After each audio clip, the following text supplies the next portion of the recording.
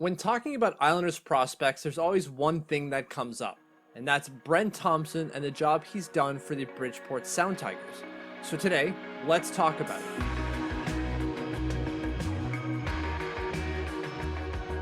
Before I begin, hit that subscribe button if you haven't already. Go to Twitter and follow @TLOMitch so you don't miss any breaking news about Islanders prospects before I have the chance to make a video. Brent Thompson has been with the Islanders organization for a while. It goes back to 2011-2012 when he was initially hired to be the head coach for the Bridgeport Sound Tigers.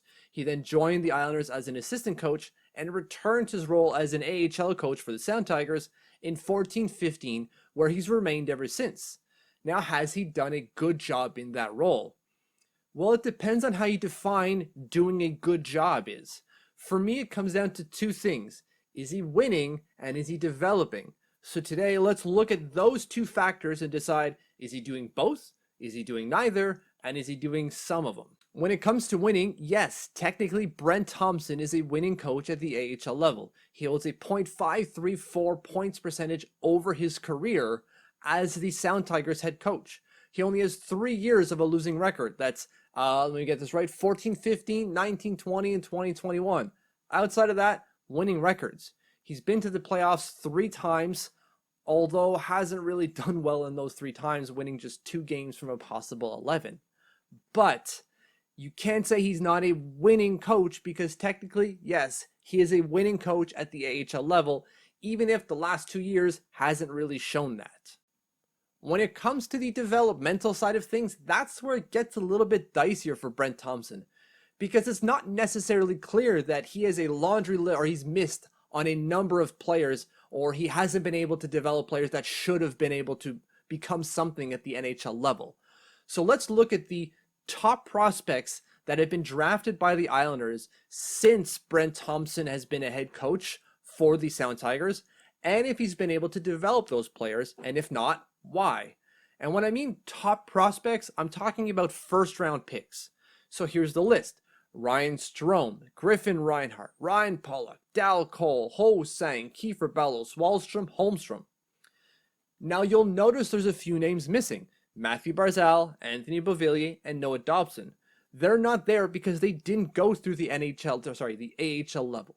And yes, technically Anthony Beauvillier did play games at the AHL level, but that was for a hot second and he was right back at the NHL level. So Brent Thompson really didn't get a hold of Anthony Beauvillier.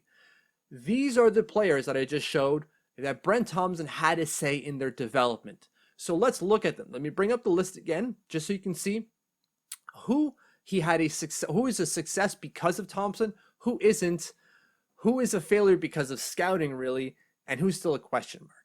Now, when I look at this list and when I've compiled this list, I consider Ryan Strome, Ryan Pollock, and Oliver Wahlstrom to be successes based off of Brent Thompson's impact.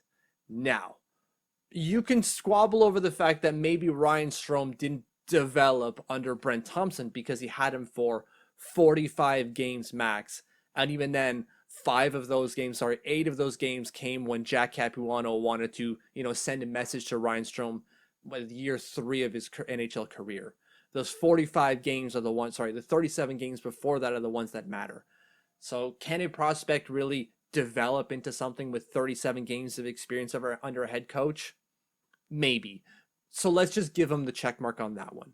Griffin Reinhart, that's a failure for scouting. Griffin Reinhart hasn't been able to do anything at the Vegas or for the Vegas Golden Knights, for the Edmonton Oilers, and even for the Kunlun Red Star. He's now in Germany where he seems to have found a place.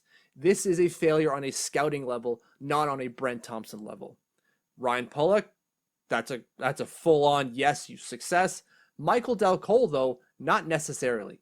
Yes, he was able to turn Dal Cole into a good and great even AHL player. That hasn't been the case at the NHL level. Michael Dal Cole has not been an impactful player for the Islanders, and that's really a failure of Brent Thompson. When it comes to Joshua Sang, that's a whole can of worms, and I'm chalking that up to scouting and the GM at the time, Gar Snow, who just went with the player who thought he could, squeeze something out of and get him to conform, and that really didn't work. But to be fair, it hasn't worked at any level, right? Like Joshua Sang has played in Sweden and it hasn't worked either. So I'm not chalking that one up to Brent Thompson. Then you have Kiefer Bellows, who still hasn't done anything at the NHL level yet. And by I mean anything, sustained a place at the NHL level. Now, is that Kiefer Bellows' fault?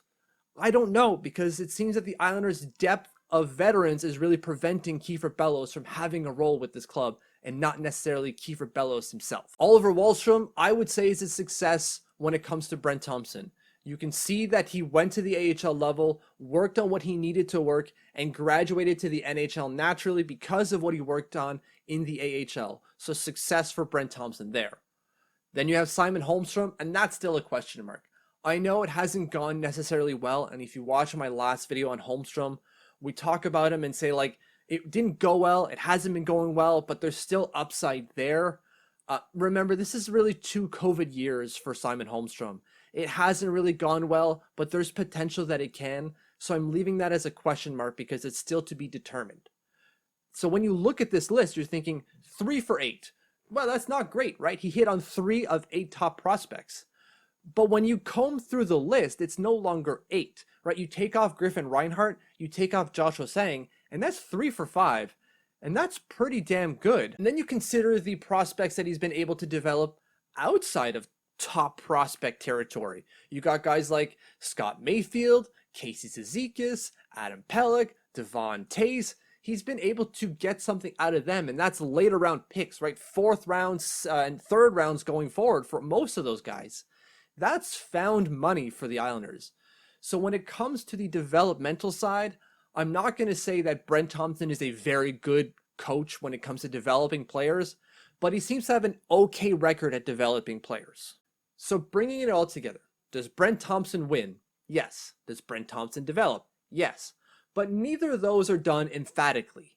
And that's really where we're at with Brent Thompson, is that we kind of want more now. We're at a point where he's been here since 2011, 2012. It's time to get more. And that might not necessarily be fair of Brent Thompson. Again, he's done well, and it's not like he's being given a lot of resources to do better with. So if he stays with the Islanders, I don't necessarily fault them for keeping him, because again, he wins, and he develops generally well. So I think he's going to stay with the Islanders, and I don't think that's necessarily a bad thing, so long as the Islanders support him in building a winning team. So that means bringing in more talent, whether through veterans or just drafting better talent.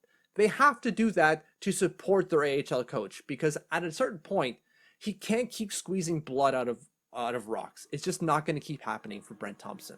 Again, hit the subscribe button if you haven't yet. If you have, thank you for doing so, and we'll see you later.